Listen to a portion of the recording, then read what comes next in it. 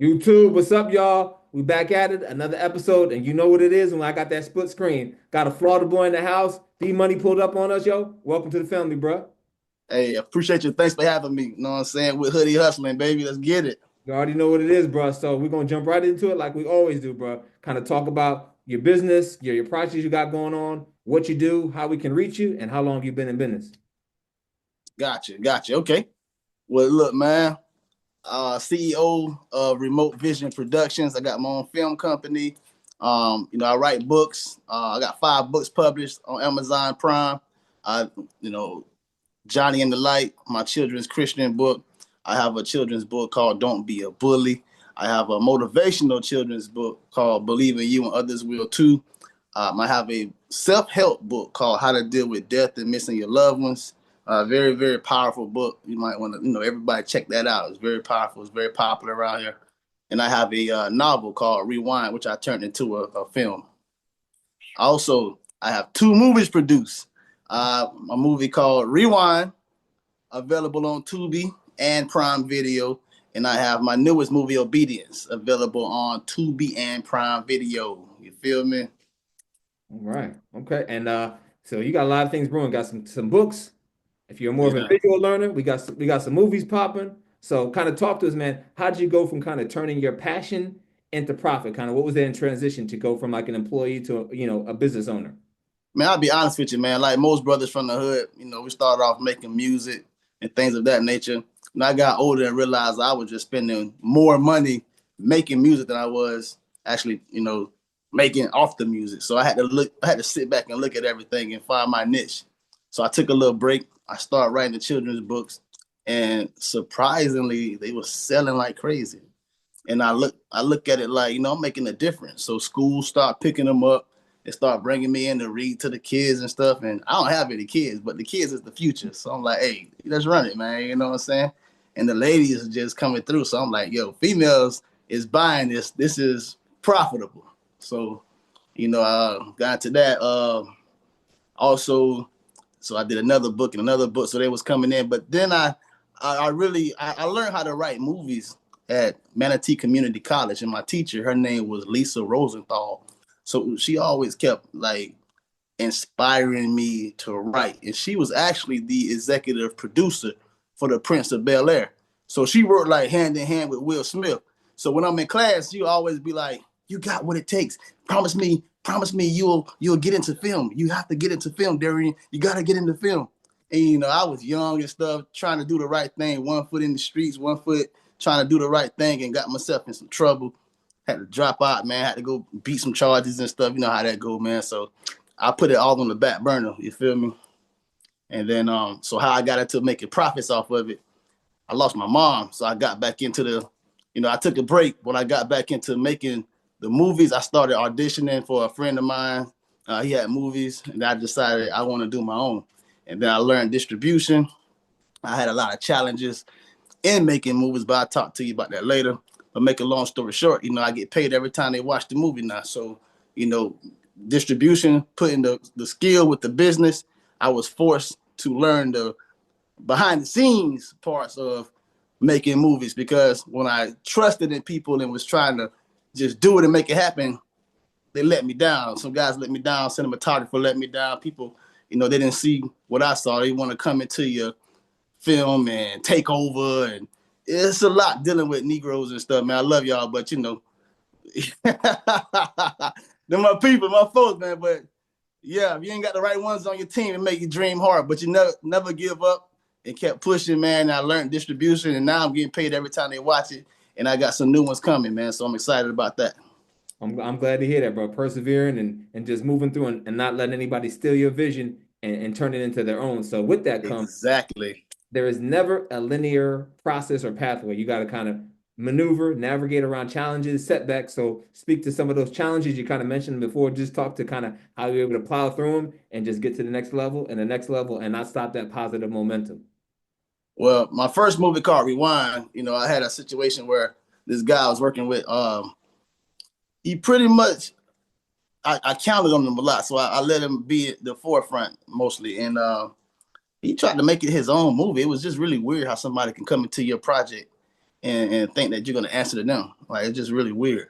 So I had to get rid of him, and so I ended up taking a break. COVID happened. We had to take a back seat to the film, but after COVID, I went full throttle.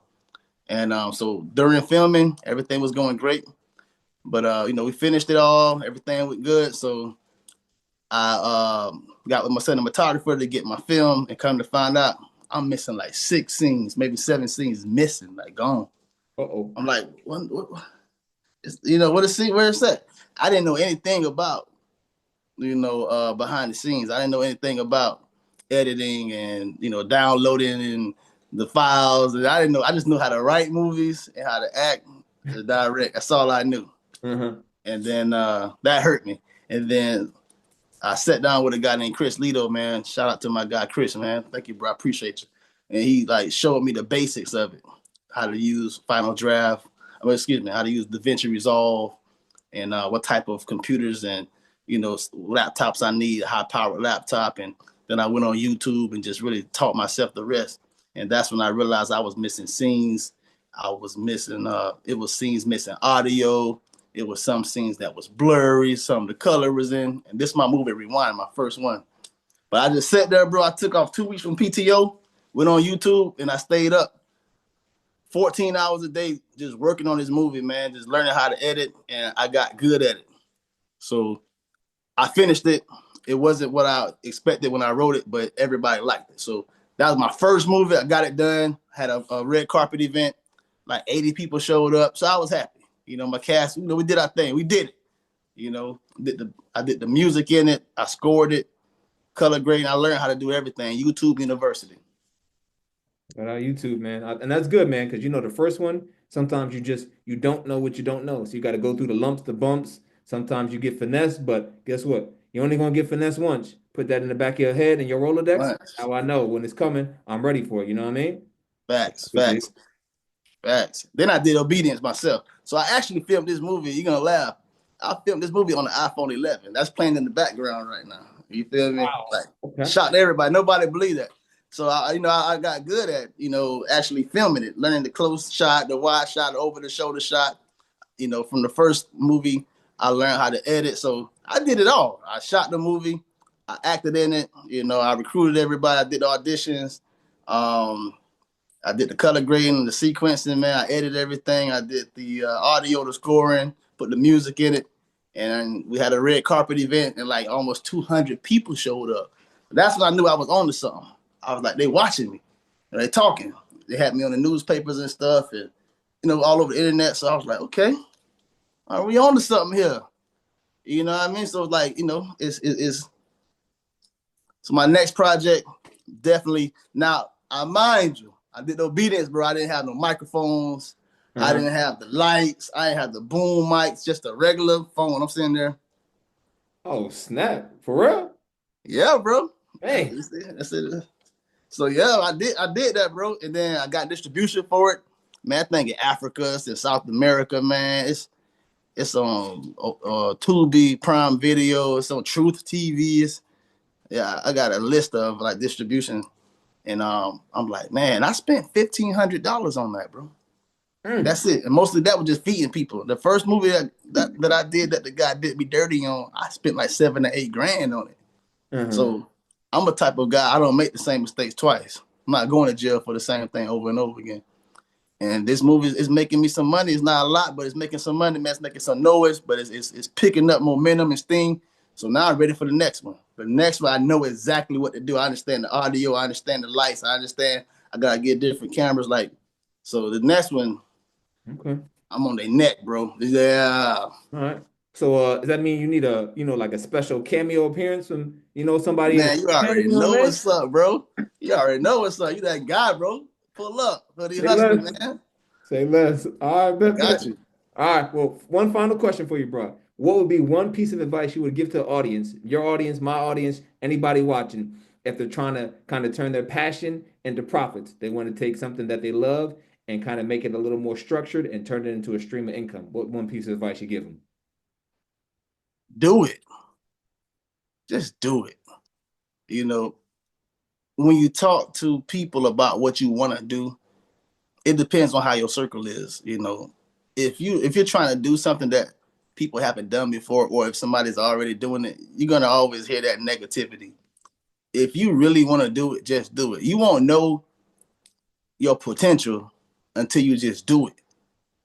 Like that's the biggest thing. Do it, and then you can sit back and you can learn from what you did. Look at what you did great. Look at what you did bad, and then learn from it, and then do it again. Just do it. You feel me? That's my biggest piece of advice, man. Do it. Find out what you need to do. Find the steps. Write it all down. Check it off as you go along. Do it. I mean, I love Straight that, up. bro. I love that because so many people talk themselves out of a great idea and they don't never let it get off the ground, see what happens, see how they can learn from it. Because if you don't do it, guess what? You can never grow from it. It'll just stay in your head and you just be talking that noise for forever. But you got to do it. So I You love got to to hear do that, it. bro. I love what you got going on. One more time, tell us where we can find out your movies, your literature. Let us know. All right. So my website is my first and last name, DarianMcGee.com. You just type in my first name. You can Google me. I'm all over the place. You find my movie Obedience on Tubi, Prime Video.